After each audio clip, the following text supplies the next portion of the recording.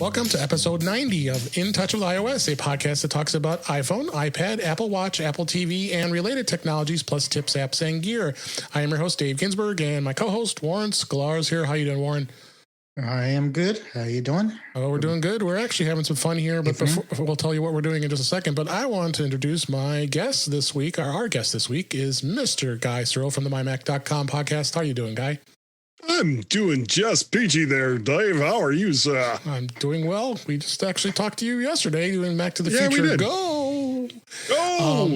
We are doing something a little different here. For those of you who are watching live, we are streaming live onto YouTube using Zoom, and it's actually working really well here. So I'm hoping we get some watchers here and check out everything we're going to be talking about today, because, oh my gosh, there's so much to talk about. Including some new iPads, iOS 13.4. There's all kinds of news, and I'm going to try not to talk too much about the COVID-19 coronavirus, but unfortunately, it's all related. It's all related, and it's sadly to say that it's been obviously in all of our minds, and my heart goes out to everybody that's struggling through with this illness. But let's hope everybody is safe and home. And I'm working from home, so is Warren, and so is Guy, and we're all getting used to that because homeworkers. Homebound working is interesting. I could definitely tell you that. I'm in quarantine. Well, I'm working from home. Whether I'm actually ever going to go back to work, I don't think you have a choice. Yeah, I'm not. Yeah, I'm not sure if I'm going back at this point. So who knows? You got like a Star Trek background there, Warren? Did he change his background again?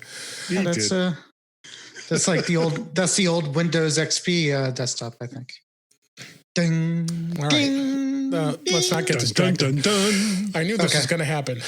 All right. Sorry anyway, about that. Let's get started. We had some news stories I wanted to talk about.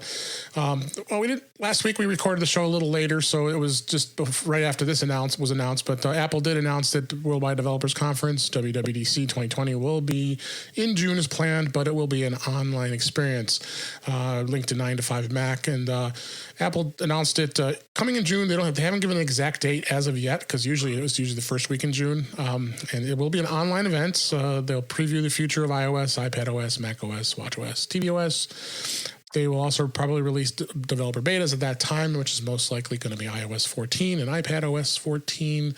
And I'm just interested to see how this is going to go, because I'd like to see, first off, how much they're going to charge for it.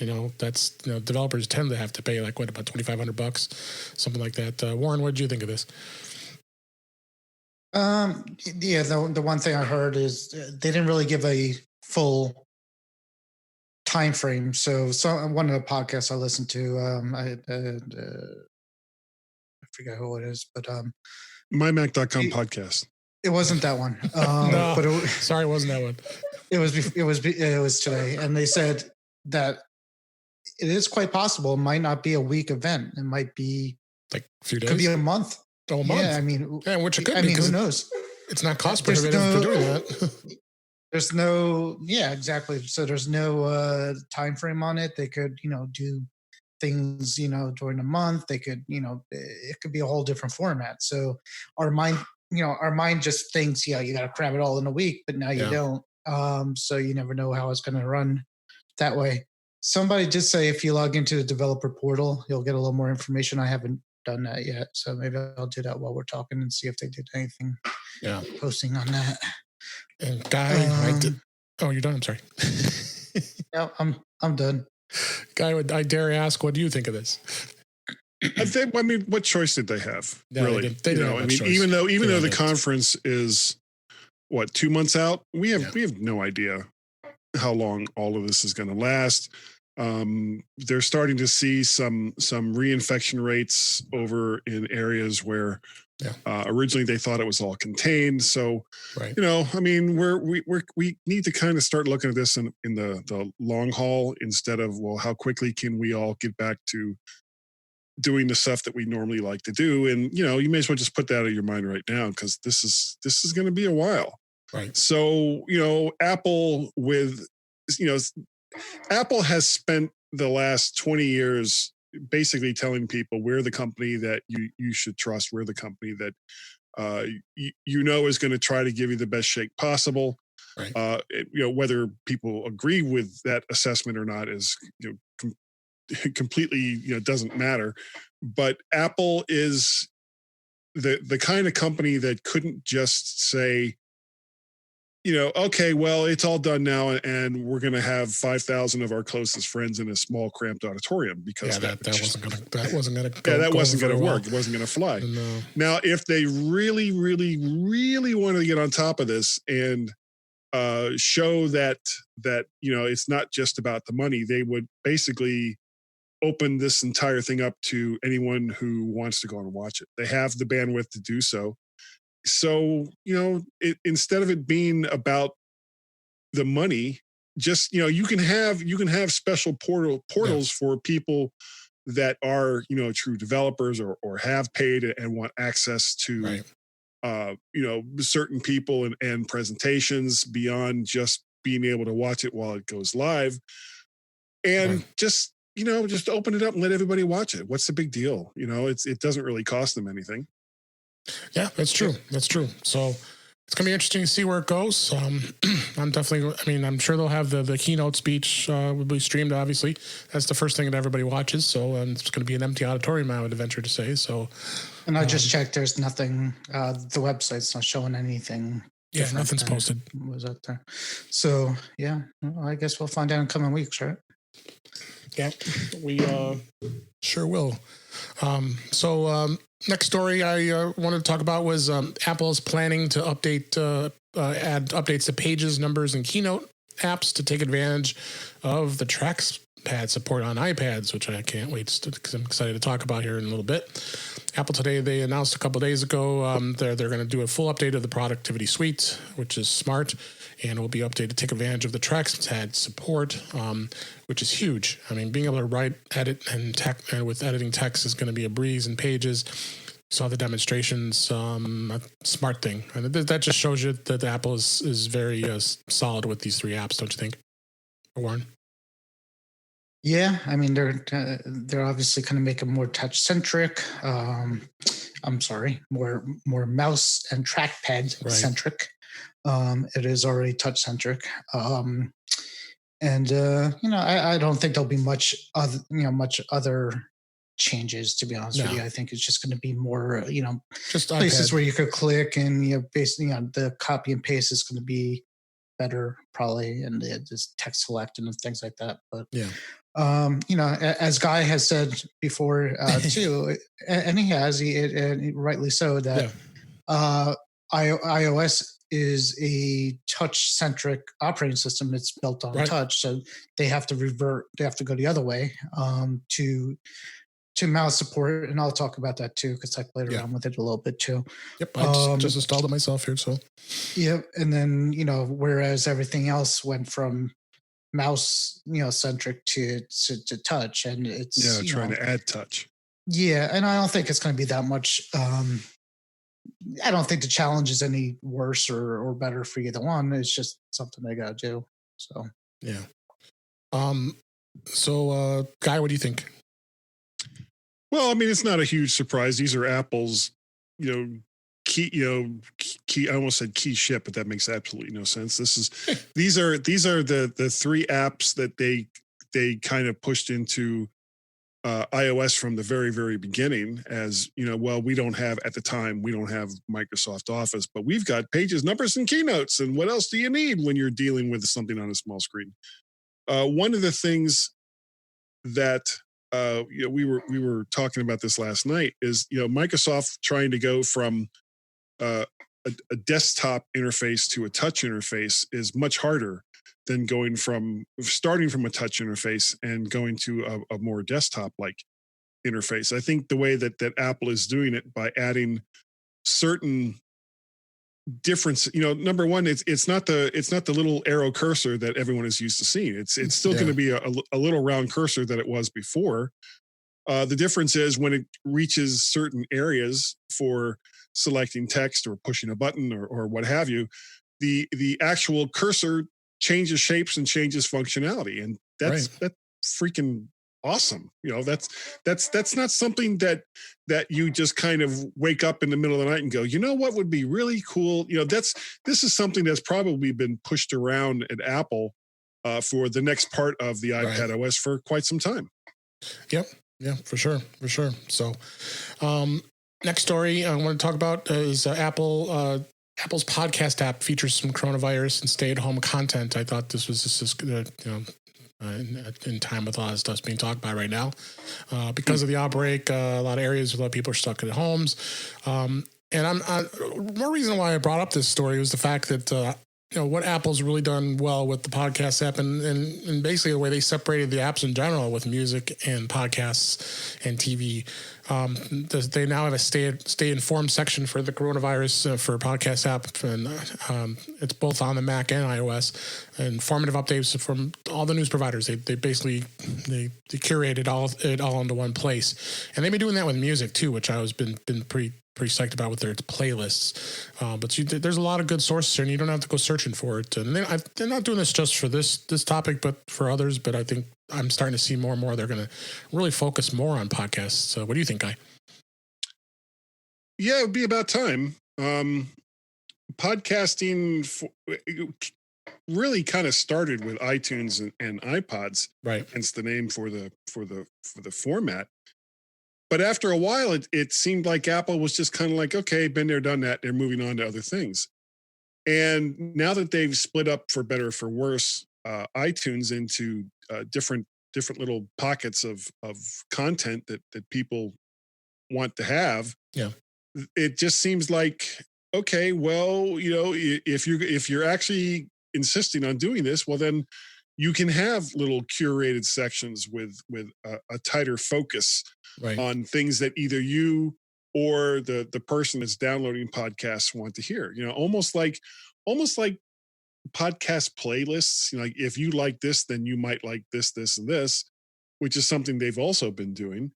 So, you're gonna have to kind of wait and see where they go with it. One of the things that I've found recently, I'm having trouble getting reliable, factual, non-biased news from most of the mainstream media. CNN and Fox and MSNBC. It seems like all three of them have gone into full-blown panic mode, and they're more interested in scoring points against someone else than they are in actually going, okay, well, this is what's going on. This is what you need to know. So if Apple can curate the best of what's out there into something that's going to make a little more sense, then you know what? I'll throw CNN into the wind and just stick with whatever Apple's going to give me. Absolutely. Warren, what do you think? Yeah, well, this was just announced not too long ago, so I hadn't had a chance to look, but I'm looking at it now, and what they're doing is curating podcasts from other sources. So they do have CNN as one of their curated lists, and they do have NPR, and they do have BBC and Washington Post, ABC News, Economist, and Radio.com. So there's they're basically taking what they consider to be reputable sites and sources and putting them up there in a list. As far as everybody competing for attention, I mean, that's life and that's life. But, I think most places know that, it doesn't matter what channel you're on at this point. It's all the same news right now. It's not like, ABC is not going to get a coronavirus exclusive. Exactly. No. That's where it's going. They're not going to get an exclusive that, it's not like that. The days aren't like that. And there's been, I don't want to get political, and I'm not, but there's been but I'll say there's been a lot less, political talk than normal. And I think there's some kind of camaraderie going on between the legitimate news sources, basically, kind of saying, we got to do this together. And I don't I think that this is just one of those times in history that that's going to happen. And so anyways, with the podcast, it's basically that's all it is. It's basically what Apple considers to be a good source of information and not junk. Absolutely. All right. Next story I want to talk about was Netflix reduced streaming video quality in Europe to lower data usage and ease strain on the broadband networks. The European Union had put a request in earlier today. This actually is, as we record this today, they put a request in to Netflix if you could possibly lower your streaming video quality in Europe to ease the network strain from the millions of people that are working from home.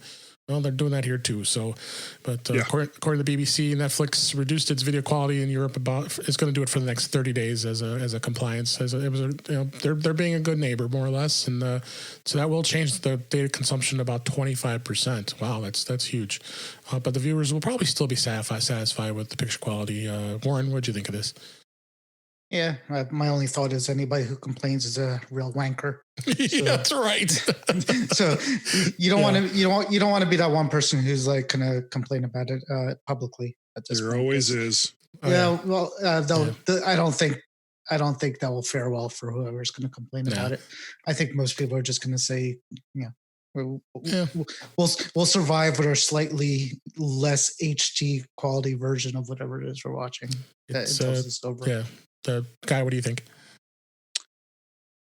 Yeah, at a time when, here's the thing: when most people are in their offices, the company that they work for has the pipes to go to whoever it is that's their main broadband provider, right, and get their stuff out back and forth. But then once people are at home and trying to do all the same stuff, it's like you're choking on with data caps and all the rest of that, because I know that the way that they kind of regulate internet usage in the EU is much different than it is here.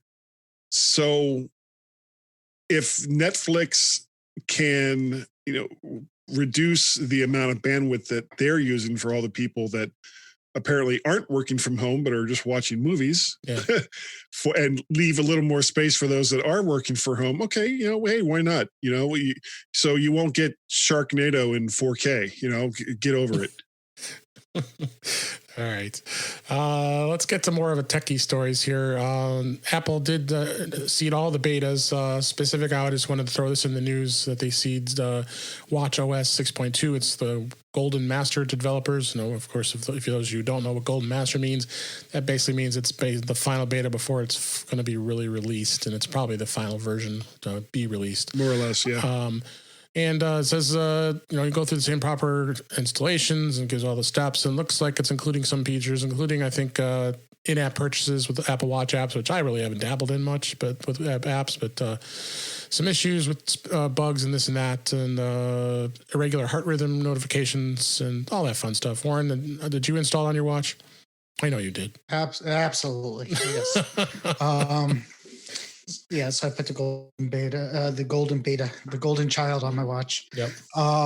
So it's I haven't noticed a difference, and I haven't played with the in-app purchases on the watch.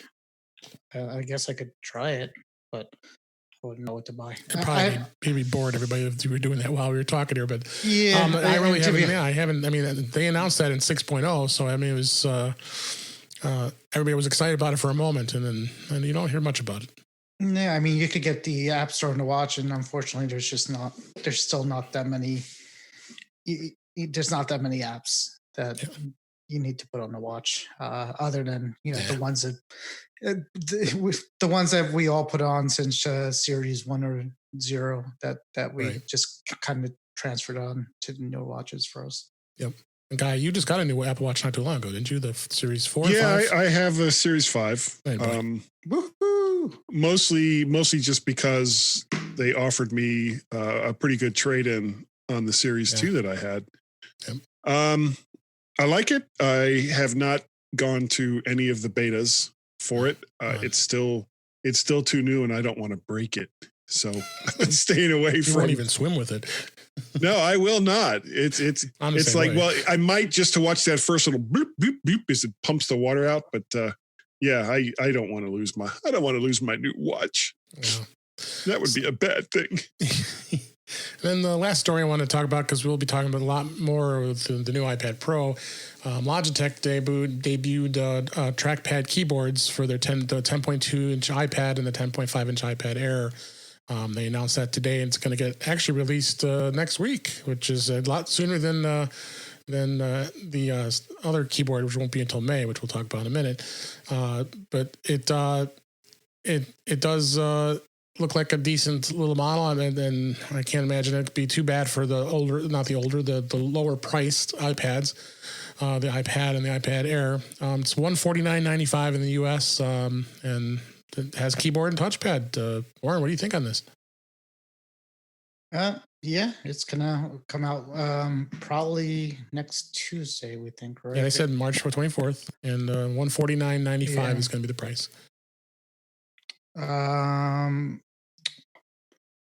What is it for the? What is that? The Logitech one? Yeah, Logitech. Yeah, it looks good. I'm just looking at the link. Yeah, there's not much to say about it other than I just wanted to make sure we. Yep, there it is. There it is. It's a Logitech. And Guy, you the same way. You see it. There it is. And well, yeah, but I see. I'm still on a first gen iPad Pro, and so I'm not even sure if I'm going to bother getting any kind of keyboard with a built-in trackpad unless I upgrade to a newer one, because I just don't see the point. I agree. A lot of the stuff that Apple is putting into the iPad OS that makes it cool to have a trackpad or a mouse or anything along those lines isn't going to work on my iPad anyway. No, actually, it won't. We were wrong on that. No, the trackpad's going to work on your iPad. It is going to work on the 2018.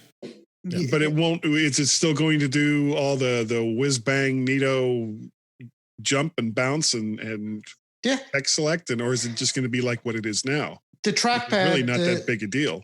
The trackpad thing and the mouse thing will work on any iPad running 10 whatever 10.1.4 I think it is iPad OS. Yep, it's just the keyboard that they're building for it is not going to work. So I think we told you otherwise the other day. We were wrong about that. Yeah. But so I guess we're going to talk about the keypad or the keyboard later. Oh yeah, we're going to talk about the new stuff just a minute. Okay, right, but the trackpad features will work. So I wouldn't be surprised if somebody does design something for your first gen 12.9. Maybe like Bridge or something like that. Yeah, why not? Yeah. So. All right, let's dig into the topic of this week, and boy, there's a lot to talk about. The new iPad Pro lineup was announced this week, and I'm kind of excited about it. I like to see all the new stuff that they've announced. Take our minds off of the things we've been thinking about lately. And I was glad Apple was able to do that. In fact, we weren't going to talk about it on this show, but you got a new MacBook Air and you got a new Mac Mini. So they've added some stuff that people are going to be excited about with the new stuff here. So, but the iPad Pro lineup was out there, and they also announced a new Magic Keyboard. We're going to talk about that as well. But let's start with the iPad Air, the iPad Pro, and what the newest stuff has added on there. I mean, the news release that Apple put out there was the big thing, and they're showing the picture of the iPad Pro that's suspended in air. It's not the keyboard doesn't have to be attached to it anymore, which is really cool. And then they've added a lot of new specs with the A12Z Bionic chip. We'll go into that a little bit. And some of the new things was the augmented reality AR stuff they've added, which was the different things with that. And they've got the Pro display, and then they got the 2-lens Pro cameras, which is the ultra wide and the zoom. I talked about it yesterday on Max the Future Go. Is just I'm not one that takes pictures with that. Certainly not with something that big. You put it in front of my. That's the part that really just confused me. This is the old iPad. Now, if it was set up on the front and it was a camera that was going to be used for like what we're doing right here, this kind of thing, I could understand putting like a really, really nice lens on it so that you could do live casts and things along those lines. Right. But to put expensive freaking cameras and lenses on the back of a device that's anywhere from 10 to 13 inches, and you're just going to whip that out and, take a picture of your Aunt Alice or whatever, all right, everyone, you don't have to get too close together because this thing I'm taking a picture with is about 6 miles wide. So, this is why people use their phones for this kind of thing. Why would anyone take an iPad and use that kind of lens for taking pictures? Unless it's also, because I haven't read anything yet on its video capabilities. We know certain people. No, it's going to have the 4K. Okay, well, we know certain people that have setups. Shorter that will allow, because he had it at Macstock. Yeah, no, he had it at CES when I was there with his iPad minis, one he likes. But him and I had a discussion about this last week on last week's show. That if this camera is going to have what he needs to get some really good quality video, he will probably switch because.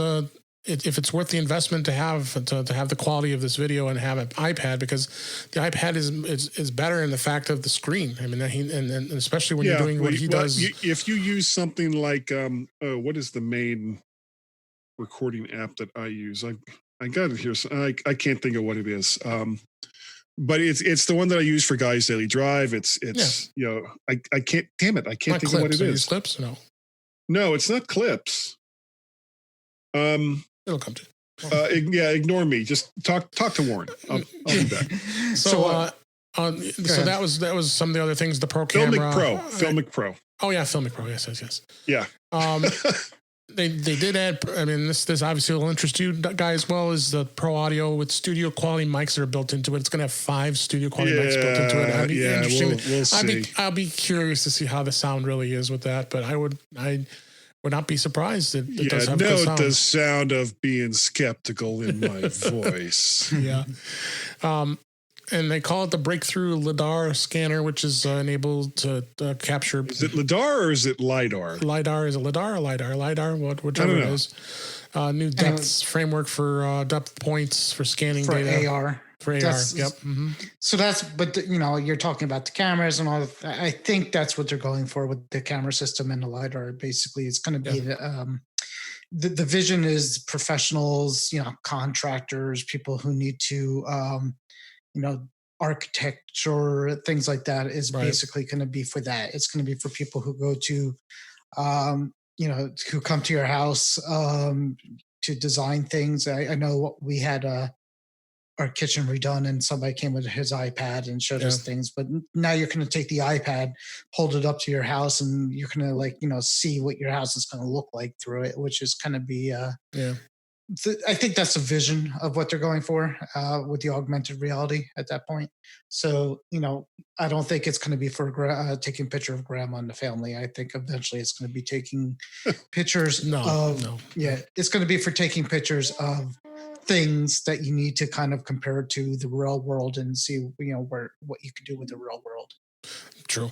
And then trackpad support is now coming to iPad OS, and Warren, you've had it on your iPad for a few days now. I just installed it on my test iPad with using a Bluetooth mouse, but this is going to be it's pretty awesome. I mean, they changed it. It's you got the round we're gonna have a link in the show notes from when Craig Federighi actually did a demo on The Verge on how to do this and how the icon moves very. It was a good demo. Fluidly. It was a very good demo. Yeah, and was fluid.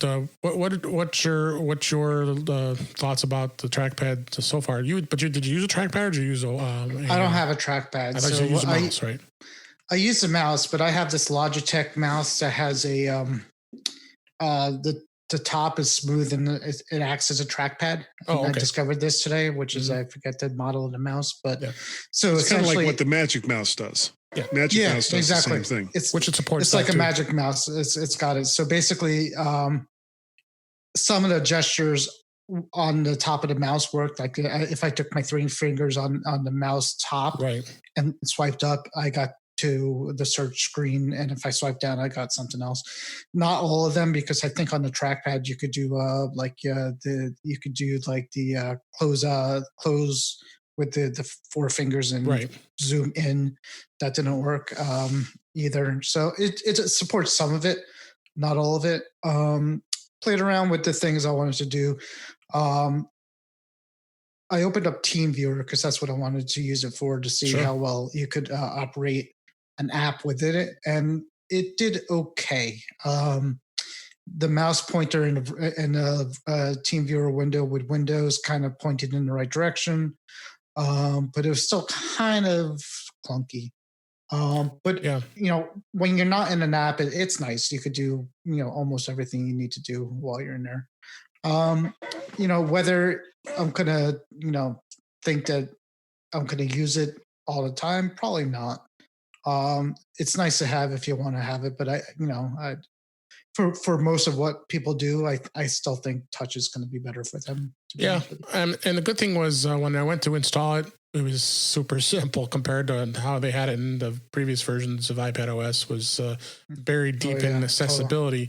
Now it's a right, literal Bluetooth. Bluetooth device. It popped right up. I mean, I just Do you have a trackpad or no? I paired this mouse. You can see it on the camera here. This is the Logitech little portable mouse, and right. I just pushed the side button, and it already brought the iPad up to life. So it does have full functionality.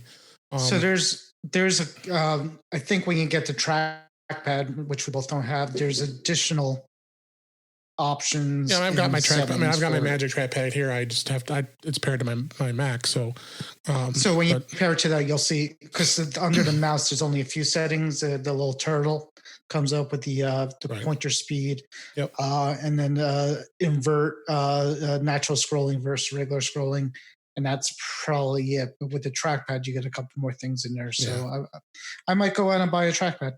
It's definitely cheaper than the $350. Yeah, it is for sure. And then plus Bridge is coming out with, they have their trackpad keyboard, as well as they have a separate trackpad you can buy that would be an accessory to their previous gen the keyboard they had. So, and that will probably work. Yeah, and I'm sure that's going to work with any keyboard. I don't think it has to pair with. No, but keyboard. I mean the Magic trackpad's a nice size to it. The trackpad that Bridge created that you can add, which is, I saw that at CES, and it was pretty cool. And I think you could do it as an add-on if you wanted to. So I wouldn't be surprised, because you gotta wonder now is did Apple Sherlock Bridge by creating this keyboard, Magic keyboard. Well, we'll talk about the keyboard in just a minute here. We just talked about the updates to the Apple's iWork suite of apps, and that's going to come in handy with the mouse moving. And they also came out with the Pro accessories, which is the Magic Keyboard, which is a folio that suspends the iPad, from touching. So it's nice. It looks nice. Everybody was liking this, and it's a Cavalier hinge, allows smooth adjustments, view angle up to 130 degrees, and then it's portable, protective. Because I have the Magic, I had the keyboard from before. I didn't like it because it, first off, I made a mistake one time of putting it in the seat back of a seat in the plane and left it in like a moron when the guy's getting into the aisle when he was going to sit, and of course it fell right off of the case and crashed it and crapped it. And I've talked about that before, but I'd be interesting to see how solid that is. It's still not a solid case. That's what I really like with having a solid case on the iPad.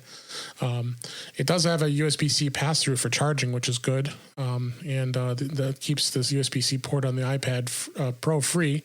So it's giving you a second USB-C port basically when you get it, and it complements the touch design. Only if you get their Magic keyboard. Right. This is the Magic keyboard. Yeah. This is the Magic keyboard. Yeah, that's what I was talking about. Yep. So let's dig a little deeper into the iPad Pro. I mean, I was curious to see where we're at as far as the comparison, and is it going to be worth upgrading? I know, Guy, you don't have you have the older iPad, right? You have the iPad Air, you said. No, I have a first gen iPad Pro. Oh, the iPad Pro. Okay, you have the first gen. That's right. That's what this one is. Here I have as my test device. So I don't think that keyboard's going to work. Would not work because it doesn't have that connector, like because it's got to be that squared off. Well, I mean, it has a smart connector, but they've moved the smart connector. Right. It can't have a home button, basically. Right. It has to be Touch ID. It has to be Face ID, right? Face ID, iPad will work. So the 2018 model Pros, the only ones that'll work. There was a good comparison article on 9 to 5 Mac, and I wanted to kind of talk through it a little bit because it's interesting to see what they did with the chips here. So the 2020 model is going to have an 11-inch and a 12.9 inch, right? So you have the A12Z, the A12X. So that tells me there really isn't much a huge difference. Wouldn't you think, Warren? As far as processing, as I said yesterday, we'll see. Yeah, we'll see how it is once we see the performance of it. But it looks like they did make some changes to the space. When I saw the bottom end, it's now starting at 128 gigs, which was good. I mean, I could live with 128 gigs, honestly. 64 on the old models, that was a little tight. But I think 128, which is putting it at the base price at $799, is going to be decent for the 11-inch. So it goes all the way up to 1 terabyte, which is insane. The RAM, we talked about that yesterday too, is now up from 4 gigs to 6 gigs. Right. For the models here, so you have a 6 gig on the 11-inch, and then you have 6 gigs for the 12.9 inch. Now I guess on the 1 terabyte model, it did have 6 gigs on the old 2018. So if you got the 1 terabyte model, right? Yeah, if you had the 1 terabyte model and spend like thousands of dollars on that one, it did include that. And of course, the difference really, as we talked about a few minutes ago, is this camera. I mean, the biggest change is the camera to that. Again, how important is the camera to you? That's really got to think about on an iPad. Is that going to be something important to you? So you go and look at it. There's a wide angle lens on the 2018 models, which is 12 megapixel, and then you have the 10 megapixel ultra wide, which is on the iPad Pro. Do you think that's going to be important? What do you guys think? Go ahead, Guy. Okay. No, go ahead. I have to think about that. Okay. Yeah, for me, I love the current one. I have the 2018 11-inch Pro. I was lucky enough to get a 256 gig model for like cheap. Best Buy had some error in pricing that I took advantage of, and the cameras on an iPad never excited me at all. I never use them. And the faster processor, I think the iPad I have now is really fast. I don't know how much faster it's going to get. For what I use it for, it does not need to be faster. The only thing I would at this point, the only thing that would change my mind is if they did something with the LiDAR that did something crazy that I would have to have, and I can't think of what that would be. So I mean that's the thing. Is that part of it important too? Well, we'll get to the video stuff in a minute. So the processor speed definitely not. The camera definitely not. So then you're going to look at the 4K video capabilities. It records at 24, 30, and 60 frames a second. Okay, the old model. All 3 for 4K. Yeah, 30, and all 4 do 4K video. The only difference is the new model has now slower 24 FPS as opposed to starting at 30. And is that a difference? I don't. Well, think yeah, so. 24 frames per second is considered cinema quality. Okay, and when you go to 30 and 60? Well, 30 and 60 have a tendency. I'm not really sure how to explain it. No. You have to remember that the human eye can't discern, that many frames per second. So when you're looking at an image, like when you're playing a video game and that video game is going by at 120 frames a second, well, you're not seeing 120 frames a second on that entire screen. You're seeing subtle changes in the areas that you are focused on as compared to the overall screen. And it's not that everything isn't changing all at the same time, but you literally cannot look at an image that is changing 120 times a second True. and be able to discern one kind of like it would be like saying it's the difference between 60 frames a second and 180 frames a second. You literally probably couldn't tell the difference. Yeah. But having said that, 24 frames a second is what you typically see when you go into a movie theater.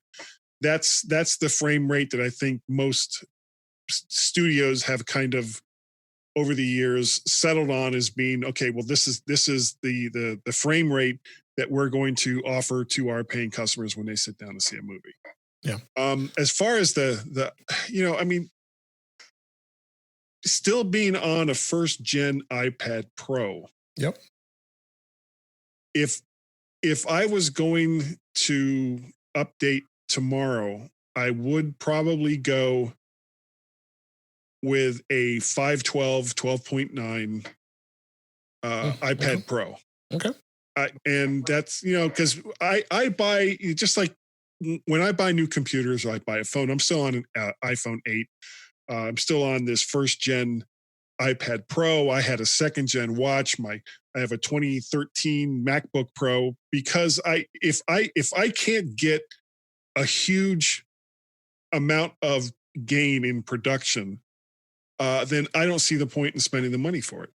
Yeah, I agree. That's going to be, if you buy that, you're spending as much as a MacBook Pro at that point. Yeah, so, you are. All right, pretty much. Whether it's worth it to you or not. Let's just go through this real quick. Slow-mo video is only much of a difference. I don't think people are really going to care much. Go from 120 or 240. Yeah, doing the slow fees. The flash is bright true tone flash, which is quad LED on the old one. I don't think you'll see much difference on that, so I'm not going to really go much on that. Now, in comparison to the display size and the resolution, the 11-inch between the 2020 and the 2018, exactly the same.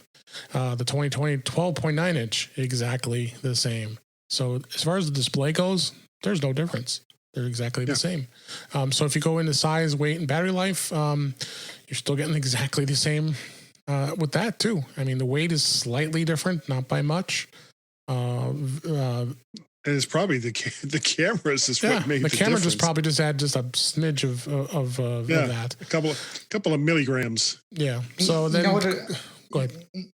What it was is the last gen iPad Pros were nearly perfect. I mean, there's not a lot of things you could do this year to change it, and that's why the big star to show is this keyboard trackpad thing. Yeah, with the software. But I mean, it's a hard device to improve on at this point. It really is. It really is. And then you look at pricing. The pricing at the base price of the 2011 64 gig was $799.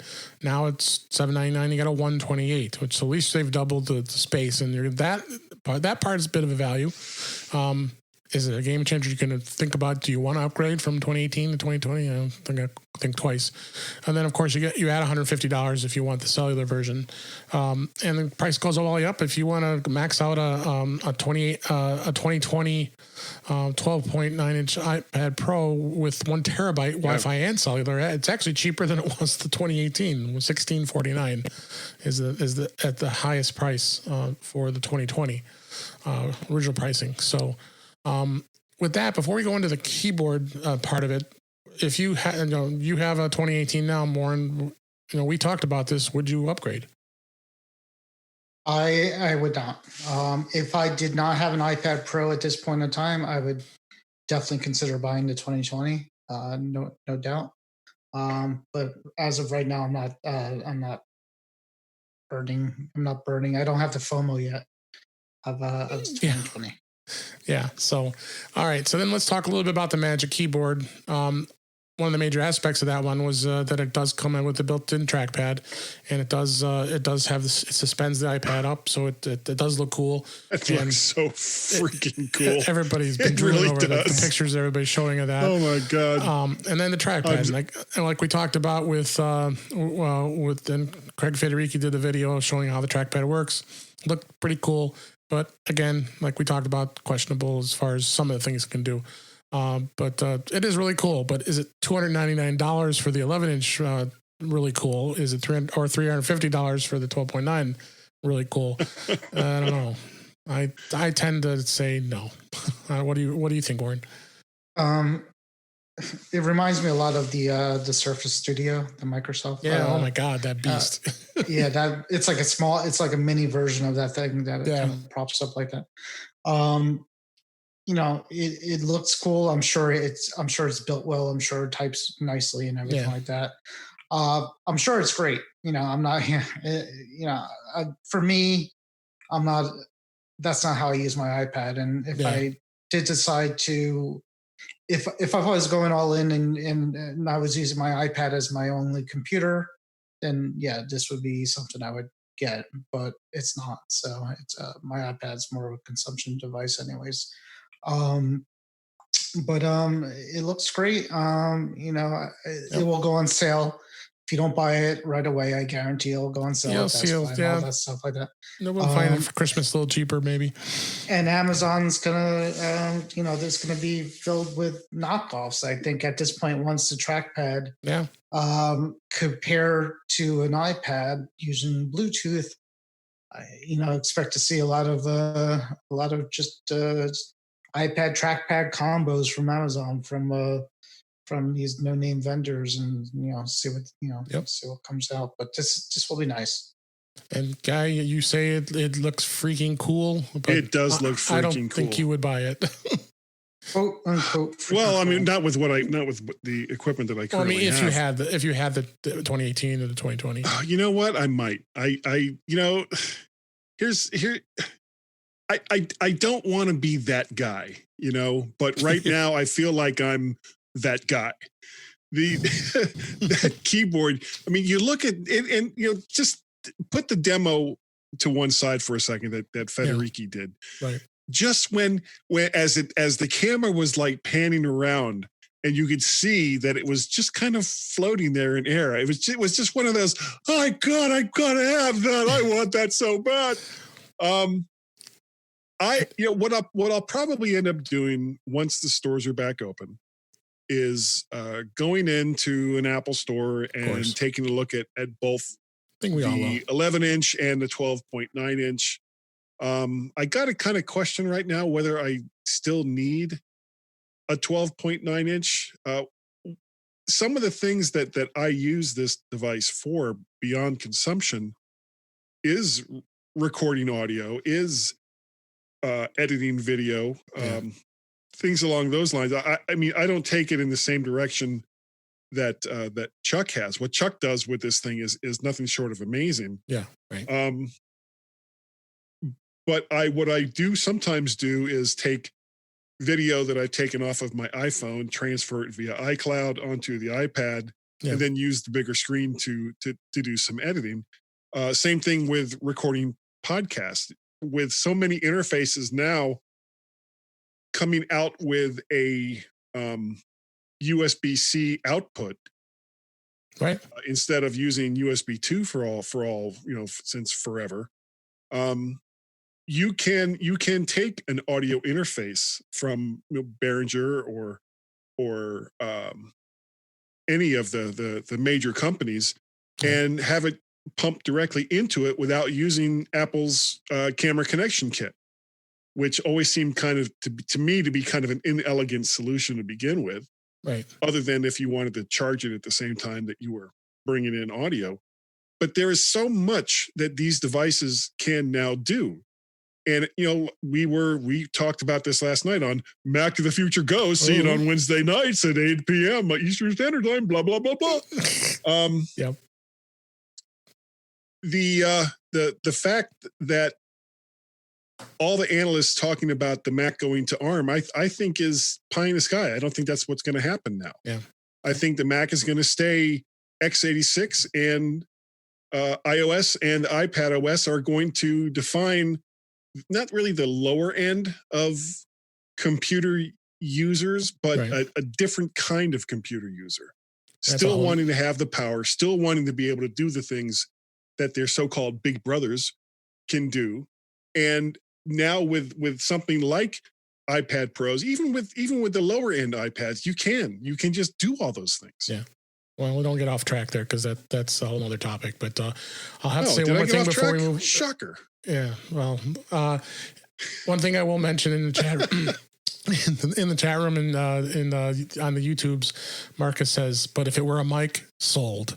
Oh yeah, there'd be absolutely. It would already be on the way. I'd be like, where is it now? Come on, where the hell is it? I want it now. All right, let's move on. I wanted to talk a little bit about iOS 13.4. The Goldmaster, of course, as we mentioned, is released both iOS and iPad OS. And we talked about what a lot of the stuff. I just want to briefly go. I actually have the notes here to what was released. And then first thing, obviously, was the Mac mouse and trackpad support. And they did say that the Magic Mouse 2, Magic Trackpad, Magic Trackpad 2, and third-party Bluetooth, and it even supports USB. So if you really wanted to get crazy, you can get that adapter with the USB port on it, and you can plug a USB mouse in if you really wanted to.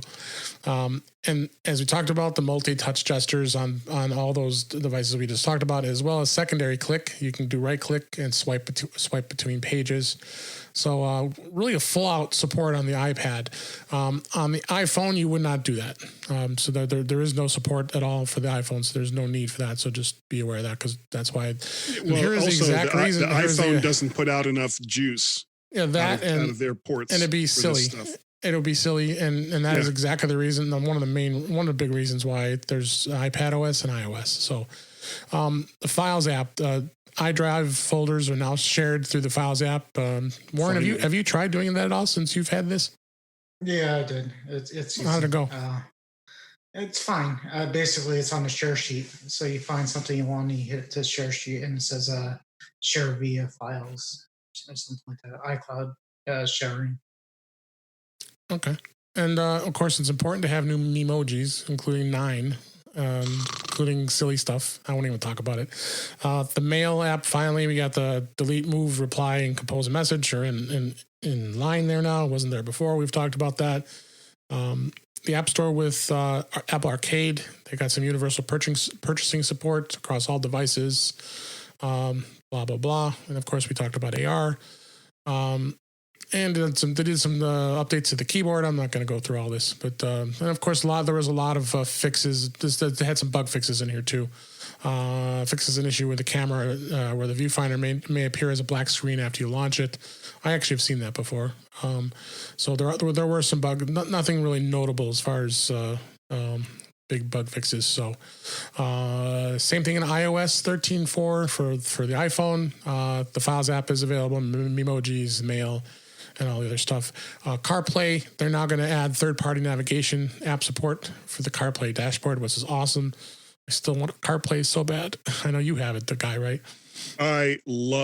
When I went to Florida a couple of weeks ago, I stood in line and waited an hour and a half to make sure I got a car that had CarPlay. But you have one at home too, right? I do. I got a Kia Soul that has CarPlay. I would not buy a car now that did not have CarPlay. I agree. My next car will not, and it has to have CarPlay. There was going to be some updates for the app support for third-party navigation, which is great. It makes it even easier to do. And it also has in-call information will now appear in the CarPlay dashboard, which makes it a little convenient as well. And bug updates were in there as well. So anything you can say, Warren, you've been beta testing it since day one that stands out? Yeah, I mean, nothing really changed between this in iOS, at least. Obviously, on iPad OS is a whole different story, but in this release, nothing on the phone has really changed too much. Next week, I'm looking forward to being on the same operating system as the rest of the world. Oh, no, you're not. You'll be itching for the next. You'll be 13.5 will be out soon, and 13. It'll last a day or two. Yeah, it'll last a day. I couldn't resist. So let's talk a little bit. We've been talking about iOS 14 and some of the leaks that came out about that. 9to5 Mac was the one that really got to give them credit of being able to get some clues from the code that was out there to what's going to be out there, including like an iPhone 9 AirTags, which is those tile tags, and Apple also developing a new Apple TV remote, which is awesome. But they are looking at creating an augmented reality app for iOS, which would be for the iPhone, which would be interesting to see how that goes. And they're definitely seeing anything with that. Did you see that at all, Warren, with that? Yeah, it has some code name, right? That it's basically it's a framework. Is that what it is too? The reality framework, and there's a code name for it. So, that's definitely where they're going with that.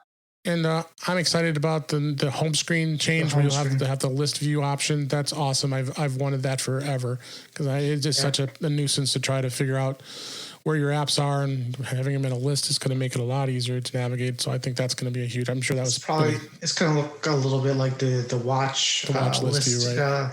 But supposedly the Siri suggestions are going to put the things up on the top of the list things that you want to do. So if it's in the morning, your podcast app might be on the top because it knows you listen to podcasts in the morning, right? Things like that. Accessibility, there was some stuff in there. Don't need to get too deep into that. And then,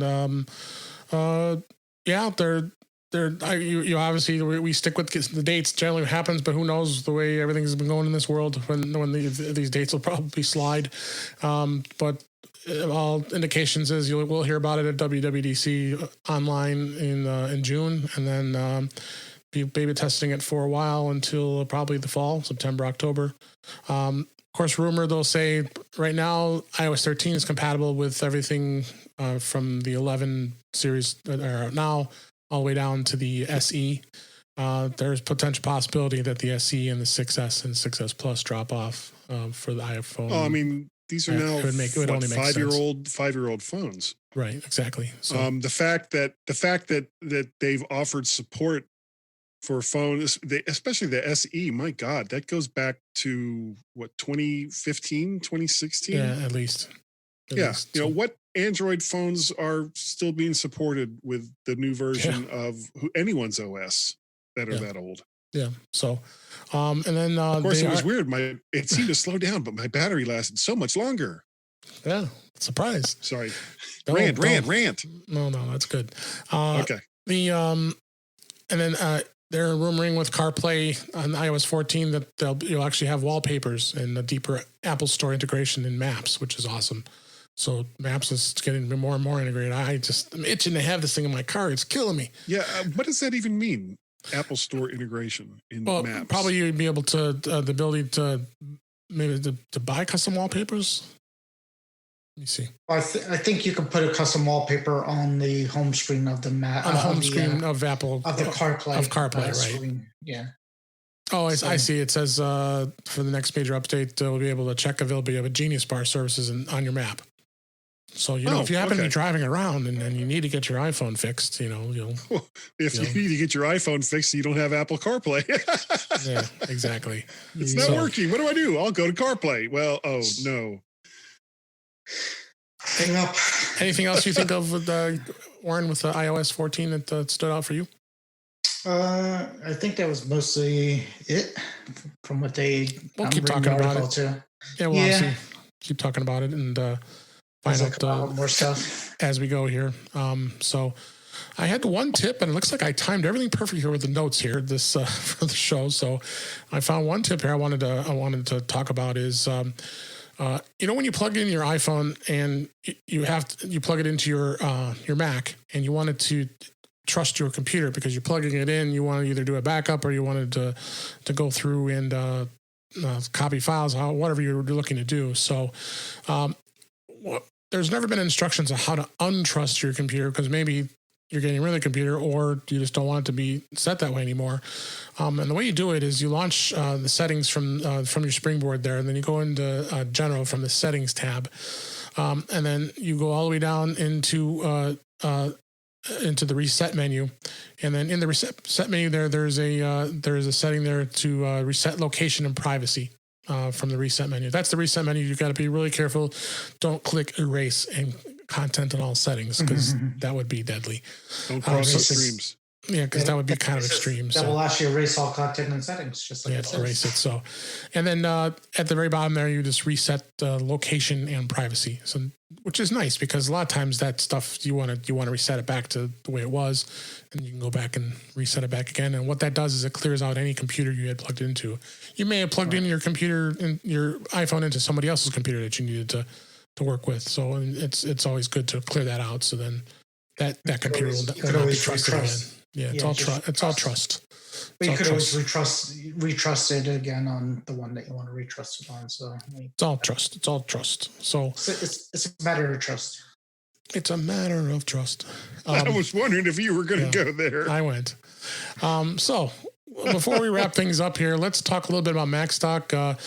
With everything going on right now with the pandemic, we're hoping that this show is going to go on. You go on to the website right now. It's 127 days away. It's one of the best conferences out there. We've had a blast. Guy and I have both been there all 5 years. This is year 6, and we still have to get Warren to come out. But he might have a good reason now because someone might be working in Chicago, so he might be in Chicago more frequently. So I might not be able to leave the house. So.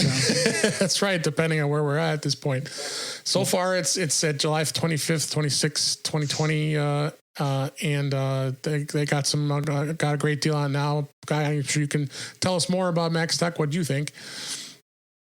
Macstock is like the living embodiment of what the Macworld Expo kind of used to be. Again, not the expo part of it, but the camaraderie among the people that attended. Everyone is completely accessible. Everyone that does presentations is there to answer questions afterwards. I know I've had a podcasting set up out in the cafeteria pretty much every single year. I end up missing most of what's going on in the auditorium because I'm still setting up for almost the entire first day.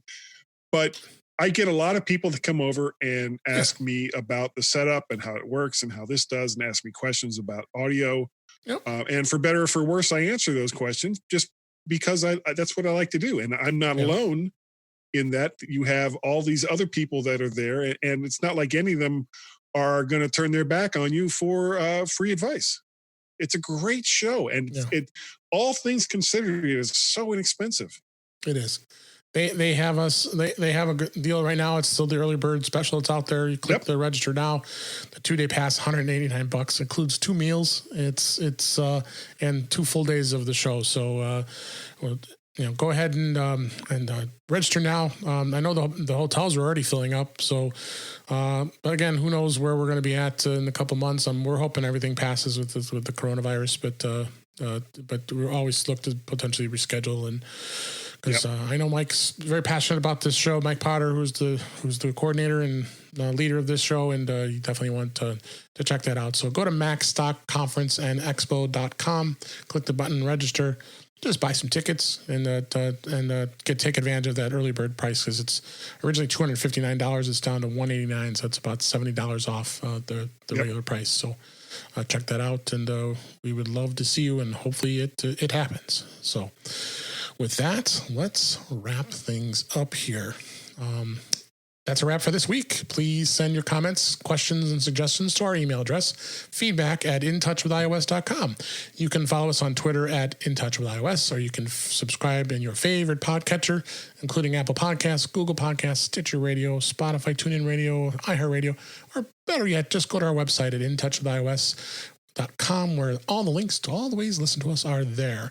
I am Dave G65, and you can find me on Twitter @DaveG65. And Guy, I forgot to have them tell you how they can find you, so we'll let you do that now and tell us about the MyMac.com. Very, very easy. You can find me via the emails. I am Guy at mymac.com. I have 2 different Twitter accounts. I am Mac Pettit and also Vert Shark. I was waiting for it. Didn't hear it. Of course. Your show. Yeah. Okay. That's good.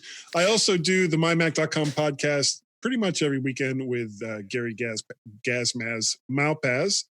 We're coming up on show 800 pretty soon for the mymac.com podcast. Nice. And of course, on Wednesday nights at 8 p.m. Eastern Standard Time, I am hosting the Mac to the Future Go podcast or live cast on the Facebooks in both my main page and also in the Mac to the Future